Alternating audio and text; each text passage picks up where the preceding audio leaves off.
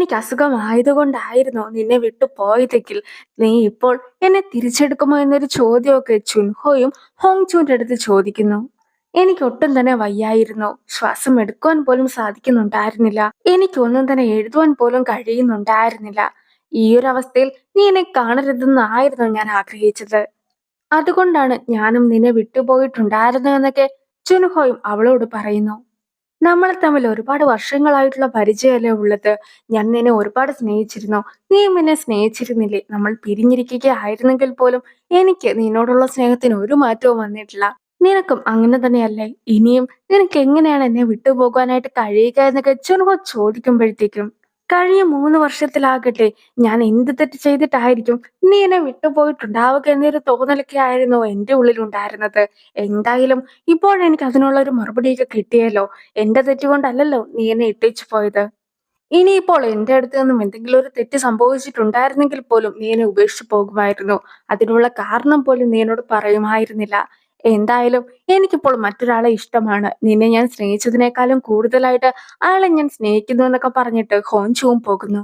ഞാൻ ഇവിടെ നിന്നും പോവുകയാണെങ്കിൽ എന്റെ ഒപ്പം നീയും ഉണ്ടായിരിക്കുമെന്നൊക്കെ അമ്മ പറഞ്ഞത് കേൾക്കുന്ന ഹുയങ് ആകട്ടെ അമ്മയുടെ അടുത്തുള്ള ദേഷ്യം കാരണം പെട്ടെന്ന് തന്നെ അവിടെ നിന്നും ഇറങ്ങിയൊക്കെ പോകുന്നു. ബോസിന്റെ അടുത്ത് എത്തിയതിനു ശേഷം ജുൻഹോയുമായിട്ട് ഒന്നിച്ച് വർക്ക് ചെയ്യുവാനായിട്ട് തനിക്ക് സാധിക്കുകയില്ല എന്ന സത്യമൊക്കെ ഹോൻ ചൂൺ തുറന്നു പറഞ്ഞിരിക്കുകയാണ്. അതൊക്കെ കേട്ട് കഴിയുമ്പോഴത്തേക്കും ബോസും കയ്യിലുണ്ടായിരുന്ന ഒരു പേപ്പറൊക്കെ അവൾക്ക് നൽകുന്നു. ഇതാകട്ടെ നേരത്തെ നമ്മൾ കണ്ടിട്ടുണ്ടായിരുന്ന ഹോൻചു ആദ്യമായിട്ട് ആ ഒരു കമ്പനിയിൽ ജോലിക്ക് വന്നപ്പോഴത്തേക്കും എഴുതി കൊടുത്തിട്ടുണ്ടായിരുന്ന ആപ്ലിക്കേഷൻ ഫോമൊക്കെ ആയിരുന്നു. ഇതിന്റെ അകത്താണ് അവളും അവളുടെ സ്റ്റോറിയൊക്കെ എഴുതിയിട്ടുണ്ടായിരുന്നത്. ബോസ് ആകട്ടെ ഇനി എനിക്ക് ഇതും ആവശ്യമില്ല എന്നൊക്കെ പറഞ്ഞ് അവൾക്കത് കൊടുത്ത് കഴിയുമ്പോഴത്തേക്കും അവളും അതൊക്കെ ബോസിന് കൊടുത്തതിനെ കുറിച്ച് ഓർത്തതിന് ശേഷം അത് അവിടെ ഉണ്ടായിരുന്ന വേസ്റ്റ് ബിന്നിലൊക്കെ ഇടുകയാണ്. ഹോഞ്ചു ഒരു കടയുടെ മുമ്പിലൊക്കെ ഇരിക്കുമ്പോഴത്തേക്കും തൊട്ടടുത്തുണ്ടായിരുന്ന സീറ്റില് കുറച്ച് കുട്ടികളൊക്കെ ഇരിക്കുന്നത് അവളും കാണുകയാണ്. ആ കുട്ടികളാകട്ടെ സ്കൂളിൽ പഠിക്കുന്നത് കൊണ്ട് തന്നെ അതിനെക്കുറിച്ചൊക്കെ സംസാരിക്കുമ്പോഴത്തേക്കും നിങ്ങൾ ഒരുപാട് ഭാഗ്യവാന്മാരാണ്. ഈ ഒരു സമയത്ത് ഇതുപോലെയൊക്കെ നടക്കുവാനായിട്ടും അടിച്ചു പൊളിക്കുവാനായിട്ടും നിങ്ങൾക്ക് കഴിയുന്നുണ്ടല്ലോ എന്നൊക്കെ ഹോഞ്ചുവും ആ കുട്ടികളുടെ അടുത്തൊക്കെ പറയുന്നു. പക്ഷെ കുട്ടികൾക്കാകട്ടെ അവളുടെ പെരുമാറ്റത്തിൽ എന്തൊക്കെയോ പ്രശ്നങ്ങൾ ഉള്ളതായിട്ടൊക്കെ തോന്നുന്നത് കൊണ്ട് തന്നെ അവൾ കുട്ടികളുടെ അടുത്തേക്ക് വരുമ്പോഴത്തേക്കും അവളെ പേടിച്ച് കുട്ടികളൊക്കെ അവിടെ നിന്ന് ഓടുകയാണ്. അങ്ങനെ ഇരിക്കെ ആയിരുന്നു അവിടേക്ക് ഹുയങ് കൂടി എത്തിയിട്ടുണ്ടായിരുന്നത്. ഹുയങ്ങിനെ കണ്ട ഉടനെ തന്നെ ഓടിച്ചെന്ന് അവനെ കെട്ടിപ്പിടിച്ചതിന് ശേഷം പിന്നീട് അവനെയും കൂട്ടിക്കൊണ്ട് ഗെയിംസ് ഒക്കെ കളിക്കുവാനായിട്ട് പോവുകയാണ് അവളും. ആദ്യമാകട്ടെ ഒരു ബൈക്ക് റൈഡ് ഒക്കെ ആയിരുന്നു അവർ ചെയ്തിട്ടുണ്ടായിരുന്നെങ്കിൽ പോലും ഒരാൾ ഒറ്റയ്ക്കിരിക്കേണ്ട സ്ഥലത്ത് രണ്ടുപേരും ഒന്നിച്ചിരിക്കുന്നത് കൊണ്ട് തന്നെ അവിടെയുള്ള ആൾക്കാരൊക്കെ അവരെ പെട്ടെന്ന് തന്നെ അവിടെ നിന്ന് ഓടിച്ചൊക്കെ വിടുന്നു. പിന്നീട് അവർ അടുത്തതായിട്ട് ഷൂട്ടിംഗ് ഗെയിം ഒക്കെ കളിക്കുന്നു. കുറച്ചു നേരം കഴിയുമ്പോഴത്തേക്കും കരോക്കെ പാടുവാനായിട്ടും അവർ പോകുന്നൊക്കെയുണ്ട്. എന്തായാലും ആർക്കേഡിൽ പോയി ഗെയിംസ് ഒക്കെ കളിച്ചതിൽ അവർക്ക് രണ്ടുപേർക്കും ഒരുപാട് സന്തോഷമൊക്കെ ഉണ്ടായിരുന്നു. അവളും ഒരുപാട് ബുദ്ധിമുട്ടൊക്കെ ഇരുന്ന സമയത്താണ് ഇതുപോലെ എൻജോയ് ചെയ്യുവാനായിട്ട് സാധിച്ചതെന്നൊക്കെ പറയുമ്പോഴത്തേക്കും അവനും വർക്ക് കാരണം ഒരുപാട് സ്ട്രെസ് ഒക്കെ അനുഭവിച്ചിട്ടുണ്ടായിരുന്നു. അതുകൊണ്ട് തന്നെ ജോലി പോലും താൻ ഉപേക്ഷിച്ചു എന്ന കാര്യമൊക്കെ അവളുടെ അടുത്തും പറയുകയാണ്.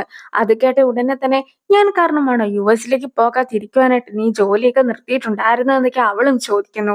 അവൾ കുറച്ച് ദേഷ്യപ്പെട്ടൊക്കെ ആയിരുന്നു നിന്നിട്ടുണ്ടായിരുന്നെങ്കിൽ പോലും അവന്റെ അടുത്തുള്ള ഒരു വിശ്വാസം കാരണം അവളും എല്ലാം തന്നെ ശരിയാകുമെന്നുള്ള ഒരു പ്രതീക്ഷയിലൊക്കെയാണ് ഉള്ളത്. ഹോഞ്ചും ഹൈജിയും ആകട്ടെ നടന്ന സംഭവങ്ങളെ കുറിച്ചൊക്കെ പരസ്പരം പറയുകയാണ്. അങ്ങനെ ഇരിക്കെ ഹോഞ്ചുവും നേരത്തെ ജുൻഹോയുടെ പ്രൊജക്ടുമായി ബന്ധപ്പെട്ട് എന്തൊക്കെ കാര്യങ്ങൾ എഴുതി വെച്ചിട്ടുണ്ടായിരുന്നോ അതെല്ലാം തന്നെ ഡിലീറ്റ് ചെയ്യുകയാണ്. മാത്രമല്ല ഹൈജിയുടെ ലൈഫിൽ ഒരു ലവ് സ്റ്റോറിക്കൊക്കെ ഇനിയും സ്കോപ്പ് ഉണ്ടെന്നൊക്കെ അവളോട് പറയുന്നുണ്ടെങ്കിലും അവളാകട്ടെ വളരെ നിരാശയിലൊക്കെ ആയിരുന്നു ഉണ്ടായിരുന്നത്. രാവിലെ തന്നെ ഹോഞ്ചുവും ചുൻഹോ എഴുതിയിട്ടുണ്ടായിരുന്ന ബുക്കുകളെല്ലാം തന്നെ കളയുവാനായിട്ടൊക്കെ എടുത്തു വെക്കുന്നു. ഇനി ഹുയേങ്ങും രാവിലെ ജോഗിങ്ങിനൊക്കെ പോയിട്ട് തിരിച്ചെത്തി കഴിയുമ്പോഴത്തേക്കും ഓഫീസിലേക്ക് പോകാനായിട്ട് റെഡിയായി നിൽക്കുന്ന ഹോഞ്ചുവിനെ അവൻ കാണുകയാണ്. എന്നാൽ പിന്നെ ഒന്നിച്ചങ്ങ് നടന്നേക്കാമെന്നൊക്കെ വിചാരിച്ചുകൊണ്ട് അവർ രണ്ടുപേരും കൂടി കയ്യും പിടിച്ച് നടക്കുവാനായിട്ട് തുടങ്ങുമ്പോഴത്തേക്കും ആയിരുന്നു അവരുടെ മുമ്പിലേക്ക് ഹുയിങ്ങിന്റെ അമ്മ കൂടി എത്തുന്നത്.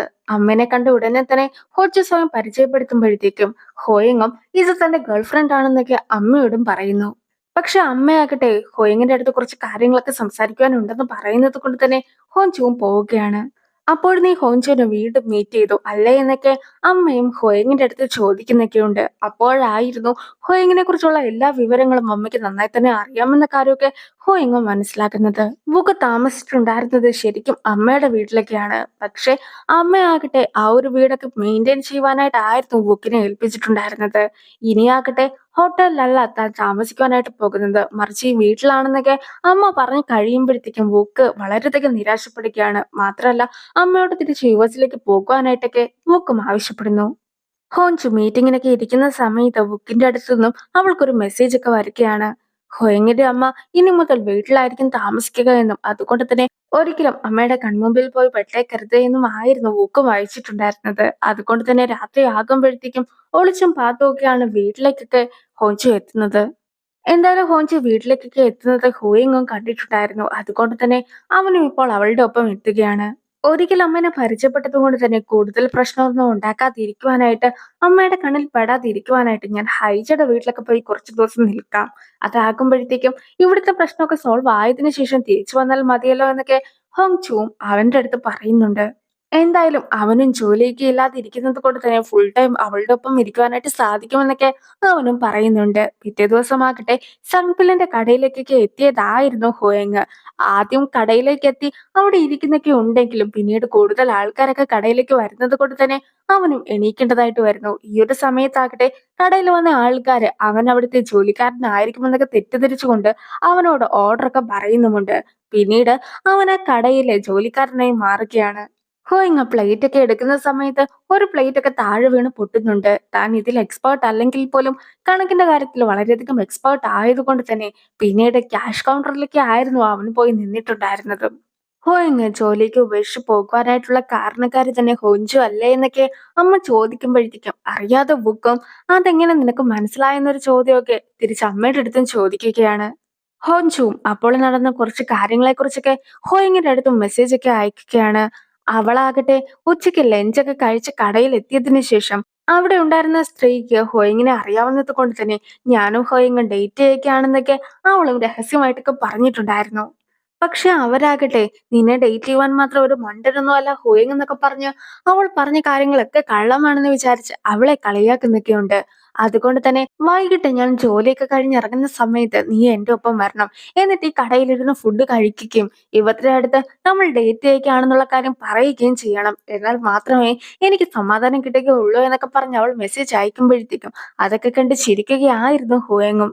ഹുയങ് ഓഫീസിലുമില്ല, കോൾ ചെയ്തിട്ട് എടുക്കുന്നുമില്ല. അതുകൊണ്ട് തന്നെ അവൻ എവിടെയായിരിക്കും പോയിട്ടുണ്ടാവുക എന്നൊക്കെ ഓർത്തുകൊണ്ട് ബുക്ക് നിൽക്കുമ്പോഴത്തേക്കും ആയിരുന്നു അതിലെ നടന്നു വന്നിട്ടുണ്ടായിരുന്ന ഹോഞ്ചിന്റെ ബോസിനെയൊക്കെ ബുക്കും കാണുന്നത്. ബോസിന്റെ അടുത്ത് ഫുഡൊക്കെ കഴിച്ചായിരുന്നോ, ഇല്ലെങ്കിൽ നമുക്ക് ഒന്നിച്ചു പോയി ഫുഡൊക്കെ കഴിച്ചാലോ എന്നൊക്കെ ബുക്കും ചോദിക്കുന്നുണ്ട്. ഒന്നിച്ചിരുന്ന് ഫുഡ് കഴിക്കാൻ മാത്രമുള്ള ബന്ധമൊന്നും നമ്മൾ തമ്മിലില്ല. പിന്നെ ഞാൻ നിന്റെ സ്ഥലത്ത് പാർക്ക് ചെയ്യുന്നതൊക്കെ ഇന്നത്തോടെ നിർത്തുകയാണ്. നീയും മദ്യപിച്ചതിന് ശേഷം എന്നെ കോളൊന്നും ചെയ്തേക്കരുതെന്നൊക്കെ ബോസും അങ്കിളിന്റെ അടുത്തൊക്കെ പറയുന്നു. ബോസും വണ്ടിക്കകത്തൊക്കെ കയറി കഴിയുമ്പോഴത്തേക്ക് അങ്കിളും ഡോറിനുള്ളിലൂടെ തലയൊക്കെ ഇടുകയാണ്. ബോസ് ആകട്ടെ അങ്കിൾ തന്നെ കിസ് ചെയ്യുമെന്നൊക്കെ വിചാരിക്കുന്നുണ്ടെങ്കിൽ പോലും അങ്കിൾ പെട്ടെന്ന് തന്നെ അവളുടെ സ്കേർട്ടൊക്കെ അകത്തേക്ക് കയറ്റി വെച്ചതിന് ശേഷം ഈ സ്കേർട്ട് ഡോറിന് വെളിയിലായിരുന്നു കിടന്നിട്ടുണ്ടായിരുന്നത്.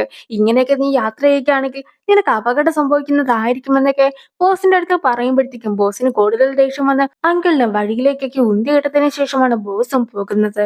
ഹോഞ്ചുവും വീടിന് മുമ്പിലൊക്കെ എത്തി കഴിയുമ്പോഴത്തേക്കും നേരത്തെ അവളെ ജുൻഹോയ്ക്ക് അയച്ചിട്ടുണ്ടായിരുന്ന കത്തുകളൊക്കെ നിലത്ത് കിടക്കുന്നതൊക്കെ അവളും കാണുന്നു. അങ്ങനെ നോക്കുമ്പോഴത്തേക്കുമാണ് അവളുടെ വീട്ടിലായിട്ടിരിക്കുന്ന ജുൻഹോയിനെ അവളും കാണുന്നത്. ഈ ഒരു ലെറ്റേഴ്സ് ഒന്നും തന്നെ ഇനി എനിക്ക് സൂക്ഷിക്കുവാനായിട്ട് സാധിക്കുകയില്ല, അതുകൊണ്ടാണ് ഇതൊക്കെ കളയുവാനായിട്ട് ഞാൻ ഇവിടെ എത്തിയിട്ടുണ്ടായിരുന്നതെന്നൊക്കെ ജുൻഹോയും അവളുടെ അടുത്ത് പറയുന്നു. അങ്ങനെ ഇരിക്കെ ജുൻഹോ പ്ലെയിൻ ആയിട്ട് പറത്തി വിട്ടിട്ടുണ്ടായിരുന്ന ഒരു ലെറ്റർ കൃത്യമായി തന്നെ നമ്മുടെ അമ്മയുടെ കയ്യിലൊക്കെ കിട്ടുകയാണ്. അമ്മ നോക്കുമ്പോഴത്തേക്കും ഹോഞ്ചുവും ജുൻഹോയും കൂടെ ഒന്നിച്ച് സംസാരിച്ച് നിൽക്കുന്നതൊക്കെ അമ്മയും കാണുന്നു. എനിക്കിനി എന്തായാലും മറ്റൊരു പ്രണയത്തിൽ വിശ്വസിക്കുവാനൊന്നും സാധിക്കുകയില്ല എന്നൊക്കെ ജുൻഹോ പറയുമ്പോഴത്തേക്കും ബ്രേക്കപ്പ് ആവുകയാണെങ്കിൽ അത് മരിക്കുന്നതിന് തുല്യമായിരിക്കുമെന്നൊക്കെയാണ് ഞാൻ വിചാരിച്ചത്. പക്ഷെ ഞാൻ ഇപ്പോഴും ജീവിച്ചിരിപ്പുണ്ടല്ലോ. ആ ഒരു ബ്രേക്കപ്പിനൊക്കെ എനിക്ക് അതിജീവിക്കുവാനായിട്ട് സാധിച്ചു. മാത്രമല്ല ഇപ്പോൾ ഞാൻ പ്രണയത്തിലുമാണ്. അതുകൊണ്ട് തന്നെ എന്നെപ്പോലെ നിനക്കും എല്ലാം തന്നെ മറക്കുവാനായിട്ട് സാധിക്കുമെന്നൊക്കെ ഹോഞ്ചു പറഞ്ഞപ്പോഴത്തേക്കും ഈ ഒരു ലെറ്റേഴ്സ് എല്ലാം നിന്റെ ഹൃദയമാണ്. അതുകൊണ്ട് തന്നെ ഈ ഒരു ഹൃദയം നീ തന്നെ കൊണ്ടുപോയി കളഞ്ഞു എന്നൊക്കെ പറഞ്ഞ് ആ ഒരു ലെറ്റേഴ്സ് എല്ലാം തന്നെ ഹോഞ്ചുവിനെ ഏൽപ്പിച്ചതിന് ശേഷമാണ് ചുൻഹോയും പോകുന്നത്. ഹോഞ്ചു ആകട്ടെ ജുൻഹോ കളഞ്ഞിട്ടുണ്ടായിരുന്ന പേപ്പേഴ്സ് ഒക്കെ കളക്ട് ചെയ്തുകൊണ്ടിരിക്കുമ്പോഴത്തേക്കും അവളും അമ്മേനെ കാണുകയാണ്. അമ്മേനെ കണ്ട ഉടനെ തന്നെ കുട്ടികളാരോ പ്ലെയിനൊക്കെ പറത്തി കളിച്ചതാണെന്നൊക്കെ പറഞ്ഞ് അമ്മയുടെ കയ്യിലുണ്ടായിരുന്ന പേപ്പർ കൂടി കളക്ട് ചെയ്യുവാനായിട്ടൊക്കെ അവൾ നോക്കുന്നുണ്ടെങ്കിൽ പോലും അമ്മയാകട്ടെ അവളുടെ ലൈഫിലെ ലവ് സ്റ്റോറീസ് ഒക്കെ വളരെ കോംപ്ലിക്കേറ്റഡ് ആണല്ലോ എന്നൊക്കെ അവളുടെ അടുത്തും പറയുന്നു. ആ ഒരു സീനോട് കൂടി ഈ ഒരു വീഡിയോ അവസാനിപ്പിക്കുകയാണ്. അടുത്തൊരു വീഡിയോ ആയിട്ട് ഇത്രയും വേഗം കാണാം. ബൈ.